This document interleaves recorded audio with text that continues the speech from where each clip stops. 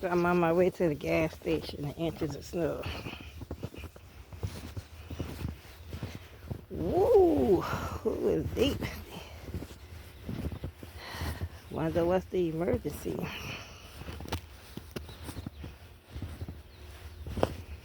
Really deep. Inches and inches and inches of snow. Speechless. Curious about what stores actually open. As you can see, Walmart not open, and at least the pay station still seems to be up and running. But some now city have to learn to experience through. So this the aftermath. Unaware of what's to come. Trying my best to keep myself up to date. And to those who are curious about the results, I guess this the beginning.